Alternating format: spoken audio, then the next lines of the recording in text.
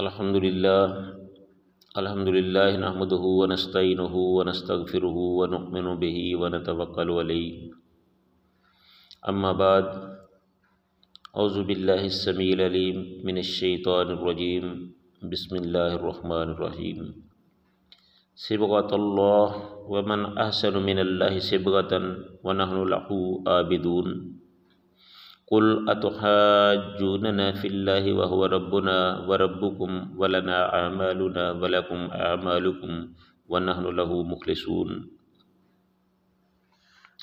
صبغۃ اللہ، اللہ تعالیٰ ہی کا رنگ اختیار کرو، ومن احسن من اللہ صبغۃ، اور اللہ کے رنگ سے بہتر کس کا رنگ ہو سکتا ہے، ونحن له عابدون، اور ہم تو اسی کی عبادت کرنے والے ہیں۔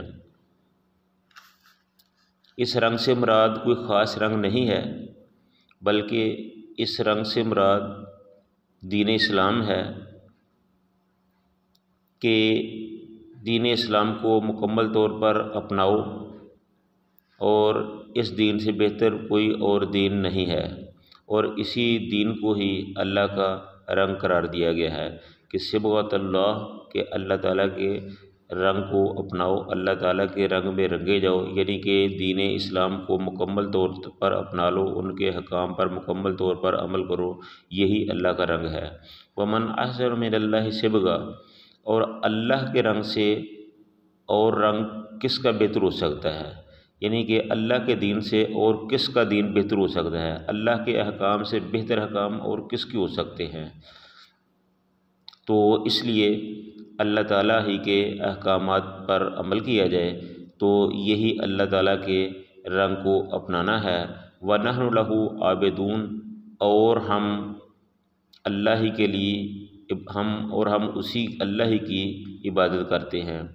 قُلْ أَتُحَاجُّونَنَا، آپ کہہ دیجئے کہ کیا تم جھگڑا کرتے ہو ہمارے ساتھ، فی اللہ، اللہ کے بارے میں، وَهُوَ رَبُّنَا، وہ ہمارا رب ہے، وَرَبُّكُمْ، اور وہ تمہارا بھی رب ہے، وَلَنَا أَعْمَالُنَا، اور ہمارے اعمال ہمارے لیے، وَلَكُمْ أَعْمَالُكُمْ، اور تمہارے اعمال تمہارے لیے، وَنَحْنُ لَهُ مُخْلِصُونَ، اور ہم تو اللہ ہی کے ساتھ مخلص ہیں، اسی کے ساتھ اخلاص رکھتے ہیں، اور اسی کی اخلاص کے ساتھ عبادت کرتے ہیں، اس کے ساتھ کسی کو شریک نہیں کرتے۔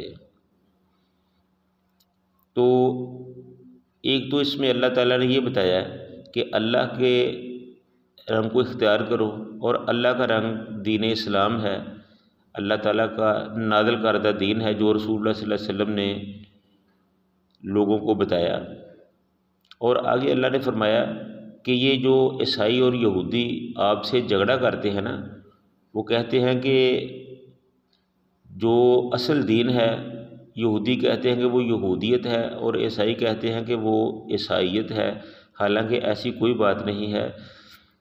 یہ اللہ کے بارے میں آپ کے ساتھ آ کے جھگڑتے ہیں، تو آپ انہیں کہہ دیجئے کہ وہ تو ہمارا بھی رب ہے اور آپ کا بھی رب ہے، تو پھر اس میں جھگڑنا کیسا ہے؟ وَلَنَا أَعْمَالُنَا وَلَكُمْ أَعْمَالُكُمْ، آپ اپنے اعمال کرتے ہو، ہم اپنے اعمال کرتے ہیں، آپ کو ہمیں ہمارے اعمال کا صلہ ملے گا، آپ کو اپنے اعمال کا صلہ ملے گا، اس میں تو جھگڑنے والی بات ہی نہیں ہے۔ وَنَحْنُ لَهُ عَابِدُونَ، اور وَنَحْنُ لَهُ مُخْلِصُونَ، اور ہم تو اللہ تعالیٰ کے ساتھ بڑی اخلاص سے اس کی عبادت کرتے ہیں۔ ام تقولون، یا تم کہتے ہو، ان ابراہیم و اسماعیل و اسحاق و یعقوب والاسباط، کہ ابراہیم علیہ السلام، اسماعیل علیہ السلام، اسحاق علیہ السلام اور یعقوب علیہ السلام اور ان کی اولاد، کونوا ھوداً و نصارا، کہ وہ یہودی یا عیسائی تھے۔ اس کے بارے میں یہ کیونکہ عیسائیوں کا دعویٰ تھا، تو اللہ تعالیٰ نے فرمایا کہ قل اانتم، اے نبی آپ ان کو کہیں، اانتم، کیا تم زیادہ جانتے ہو، قل انتم اعلم، کیا تم زیادہ جانتے ہو، ام اللہ، یا اللہ تعالیٰ اس بات کو زیادہ جانتا ہے، یعنی کہ وہ عیسائی تھے یا یہودی تھے یا مسلمان تھے، وہ تم زیادہ جانتے ہو یا اللہ زیادہ جانتا ہے؟ یہ تو اللہ تعالیٰ ہی زیادہ جانتا ہے نا۔ وَمَنْ أَظْلَمُ مِمَّنْ كَتَمَ شَهَادَةً عِنْدَهُ مِنَ اللَّهِ، اور اس شخص سے بڑھ کر ظالم اور کون ہو سکتا ہے جو اللہ کی طرف سے گواہی کو چھپا لیتا ہے۔ یہ اللہ تعالیٰ کی گواہی کو چھپانے کے مترادف ہے کہ اللہ کے دین کو چھپا لیا جائے، اس میں تحریف کر دی جائے، اللہ کی بات کو تبدیل کر کے اس میں تحریف کر کے اپنے مطلب کی بنا کے لوگوں کو بتائی جائے۔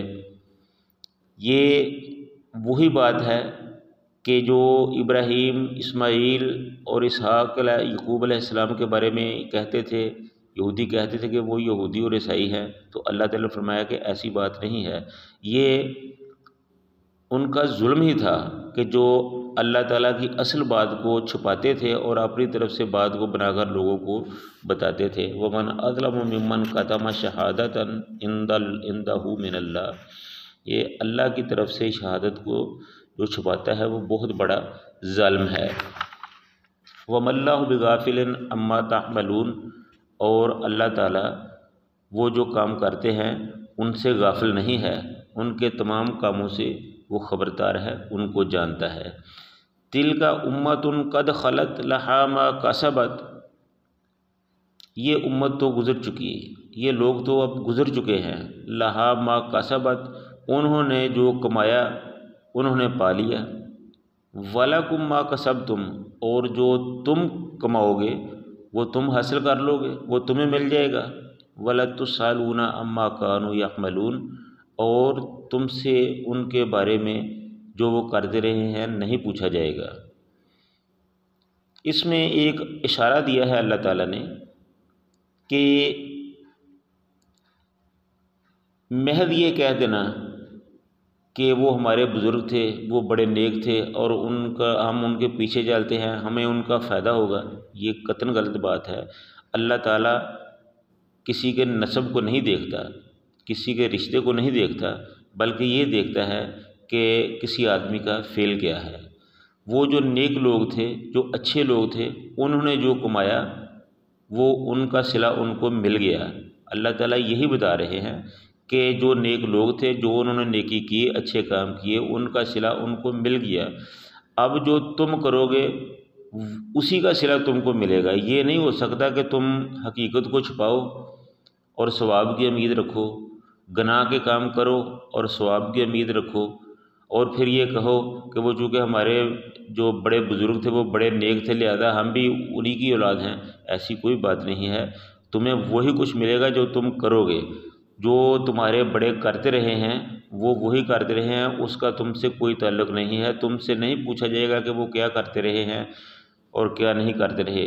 انہوں نے جو کیا، جو کمایا وہ ان کو مل گیا۔ اب جو تم کماؤ گے وہ تم کو ملے گا، اور ان کے کاموں کی تم سے پرسش نہیں ہوگی۔